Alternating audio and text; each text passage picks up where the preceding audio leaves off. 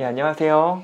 피플레어의 신혜성 진필입니다. 예, 오늘은 세마이 트럭에 대해서 한번 여러분한테 얘기를 하려고 해요. 테슬라에 지금 좋은 소식이 있었죠. Because it's a great asset, but it also generates diesel fumes. Would you be buying a Rivian product? You know, we replace our fleet regularly every 10 years, more or less. That's the life of a truck.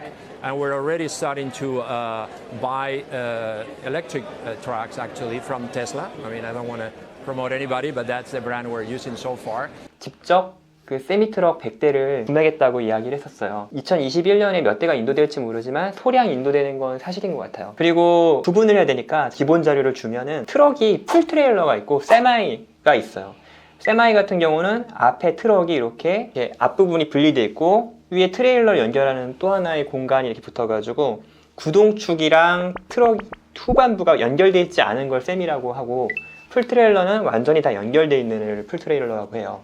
그래서 이 세미 트럭 같은 경우는 인도가 안 될 거다라고 계속 이야기했던 이유가 어마어마하게 배터리를 많이 넣어요. 그리고 테슬라 세미 같은 경우는 여기 보면은 1000kWh의 배터리가 들어간다고 하고 모델 3 같은 경우 75kWh. 그러니까 와트시 아워가 13배 차이가 나죠. 네, 어마어마한 차이가 있는데 이게 좀 와닿게 이야기하려고 하면 우리가 전자레인지가 몇 와트인 줄 알아요?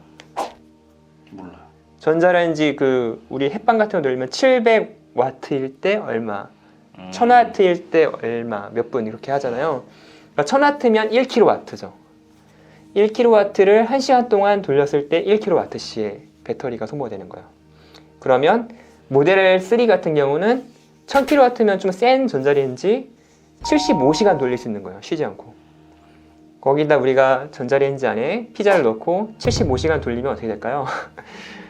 예, 근데 1000시간을 돌릴 수 있는 거야. 장난 아니죠. 이런 배터리가 이제 들어가야 되니까 트럭의 무게가 너무 무거워서 이거 운송하는데 배터리도 싣고 가는 거야.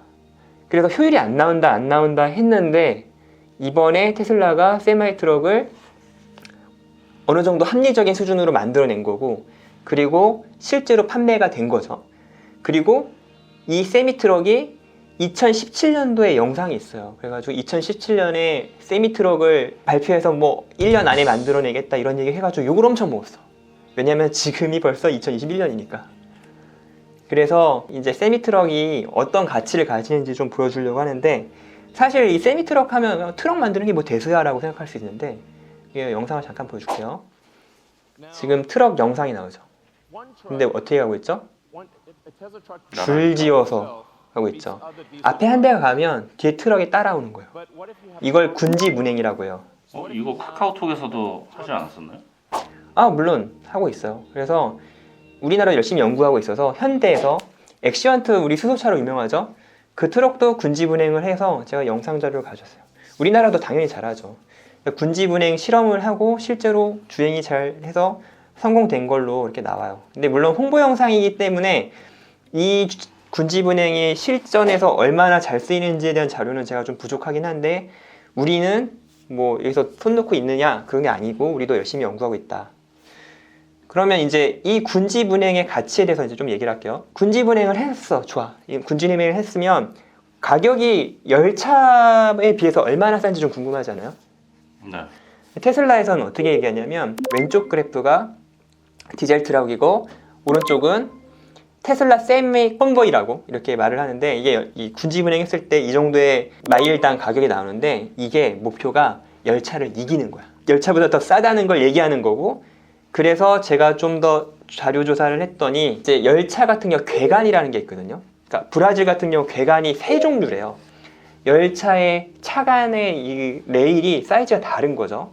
그럼 어떤 일이 벌어지면 지금 이 열차에서 옮겨온 거를 옮기는 작업을 해야 돼. 그러면 이것도 비용인 거잖아요.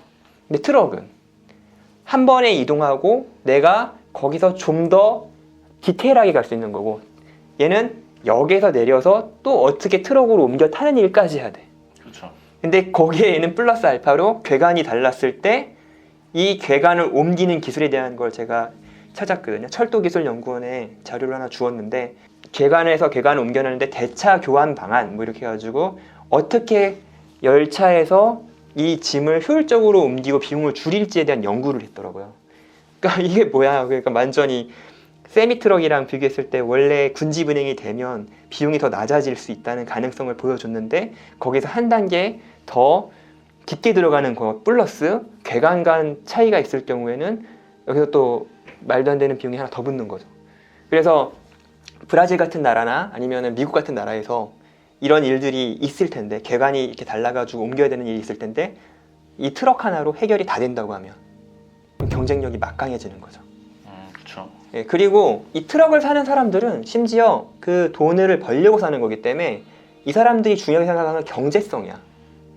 예를 들어 차를 샀어요. 그러면 차를 샀을 때 비용이 대부분이라고 사람들이 생각할 수 있는데 사실은 차량 구매 비용보다 더 많이 드는 게 유지 비용이에요. 그래서 기름이랑 정비 쪽, 이거는 이제 일반 차량인데 보험비랑 이렇게 드는데 기름이랑 정비 쪽에서 트럭은 더 승용차에 비해서 10배의 비용이 든대요. 그러면 그 10배의 비용이 전기차니까 기름값보다 더 싸진 거고 디젤보다 더 싸거든요, 전기가. 그리고 정비할 요소가 적어요. 부품이 아예 적으니까. 여기 요소수 같은 거 이번에 뭐 이슈가 있어가지고 했지만 그런 요소도 없어요, 전기차는. 그리고 이게 장기적으로 봤을 때 결정적인 거는 유지비가 되는 거고 차량 구매 비용은 어떻게 보면 한 번 대출하고 끝나는 거고. 그러니까 당연히 사람들은 이 세미 트럭이 싸게 나온다고 하면 그 트럭을 선택할 거예요.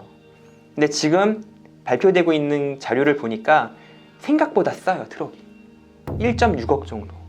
원래는 우리가 2억 5천 정도를 예상을 했었는데 실제로 뚜껑을 까고 보니까 1억 6천에서 2억 사이의 가격이 되는 거예요. 그럼 원래 이제 트럭 같은 거 살 때 한 1억, 2억 이렇게 뭐 대출해서 사시는 분들이 똑같아 보이는 거지. 대출할 때도 뭐 좀 더 싸게 사긴 하겠지만 아무래도 같은 등급에서 비싸게 샀는데도 불구하고 내가 운전을 편하게 하고. What it's like to be in a Tesla truck.